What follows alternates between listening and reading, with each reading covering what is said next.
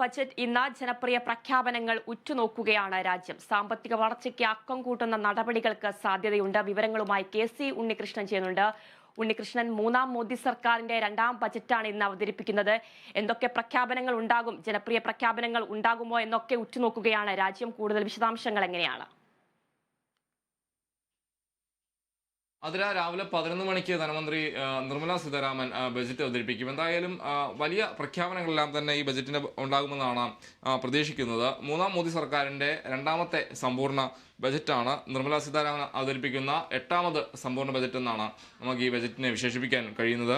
എന്തായാലും ഈ സാമ്പത്തിക പ്രതിസന്ധി മറികടക്കാനുള്ള പ്രഖ്യാപനങ്ങൾ ഉണ്ടാകുമെന്നാണ് നമ്മൾ പ്രതീക്ഷയോടെ കാണുന്നത്. എന്തായാലും നിലവിലെ സാഹചര്യത്തിൽ ആ രീതിയിലുള്ള പ്രഖ്യാപനങ്ങൾക്ക് വലിയ ഒരു സാധ്യതയുണ്ടെന്നും കൂടി പറയേണ്ടിയിരിക്കുന്നു. എന്തായാലും നികുതി ഘടനയിലെല്ലാം തന്നെ ചെറിയ മാറ്റത്തിന് സാധ്യതയുണ്ട്. കൂടാതെ ഈ മധ്യവർഗത്തിന് കൂടുതൽ പ്രാധാന്യം നൽകുന്ന, അല്ലെങ്കിൽ അവർക്ക് കൂടുതൽ പ്രാധാന്യം നൽകുന്ന രീതിയിലുള്ള ഒരു ബജറ്റിൽ ആ രീതിയിലുള്ള പ്രഖ്യാപനങ്ങൾക്കും സാധ്യതയുണ്ടെന്നാണ് നമുക്ക് അറിയാൻ കഴിയുന്നത്. എന്തായാലും നിലവിലെ ആദായ നികുതി സ്ലാബുകളിൽ ചെറിയൊരു മാറ്റം, അതിനും കൂടെ ഒരു സാധ്യത നമുക്ക് കാണാൻ കഴിയുന്നു. കൂടാതെ ഈ മധ്യവർഗത്തെ ഞാൻ സൂചിപ്പിച്ചിരുന്നു, മധ്യവർഗത്തിന് ഇളവുകൾ നൽകുന്ന രീതിയിൽ പ്രഖ്യാപനങ്ങളെല്ലാം തന്നെ ബജറ്റിന്റെ ഭാഗമായി ഉണ്ടാകുമെന്നും മനസ്സിലാക്കുന്നു. കൂടാതെ ഈ കാർഷിക വ്യവസായ അടിസ്ഥാന സൗകര്യങ്ങൾ, തൊഴിൽ, ആരോഗ്യം, നികുതി അടക്കമുള്ള കാര്യങ്ങൾ, നികുതി കായികം അടക്കമുള്ള കാര്യങ്ങളെല്ലാം തന്നെ സുപ്രധാനമായ പദ്ധതികളെല്ലാം തന്നെ ഈ ബജറ്റിന്റെ ഭാഗമായി ഉണ്ടാകും. കൂടാതെ നിലവിലുള്ള പദ്ധതികൾ, പ്രധാനമന്ത്രി ആവാസ് യോജന പോലുള്ള പദ്ധതികളൊക്കെ എല്ലാം തന്നെ കൂടുതൽ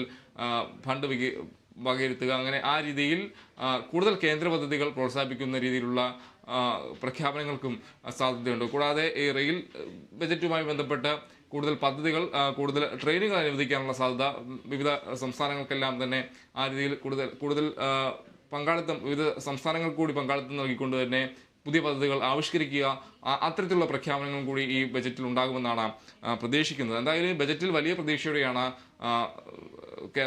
സംസ്ഥാനങ്ങളെല്ലാം തന്നെ കണ്ടുകൊണ്ടിരിക്കുന്നത്. കേരളവും ആ രീതിയിൽ തന്നെയാണ് വലിയ പ്രതീക്ഷ കൽപ്പിക്കുന്നുണ്ട്. കേരളത്തെ സംബന്ധിച്ച് നിരവധി പദ്ധതികൾ, അതോടൊപ്പം തന്നെ നിരവധി പദ്ധതികൾ പ്രതീക്ഷിക്കുന്നു. എന്തായാലും സംസ്ഥാനത്തിന്റെ വിവിധ ഭാഗങ്ങളിലെല്ലാം തന്നെ പല പദ്ധതികൾ വേണമെന്നൊരു താല്പര്യമെല്ലാം തന്നെ നേരത്തെ തന്നെ കേരളം പ്രകടിപ്പിച്ചിരുന്നു. അതോടൊപ്പം തന്നെ പ്രത്യേക പാക്കേജാണ് കേരളം ആവശ്യപ്പെടുന്നത്. ആ രീതിയിലാണ് ഈ പ്രതീക്ഷയോടെ കേരളവും ഈ ബജറ്റിനെ കാണുന്നത്. എന്തായാലും രാവിലെ 11 മണിക്ക് ധനമന്ത്രി നിർമ്മല സീതാരാമൻ ബജറ്റ് അവതരിപ്പിക്കും. അതിൽ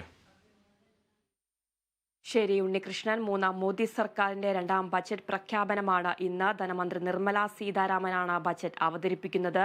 മധ്യവർഗത്തിന് അനുകൂലമായ കൂടുതൽ ഇളവുകൾ ഉണ്ടായേക്കുമെന്നുള്ള സൂചനയാണ് നൽകുന്നത്. വിവരങ്ങൾ നൽകുകയായിരുന്നു കെ.സി. ഉണ്ണികൃഷ്ണൻ.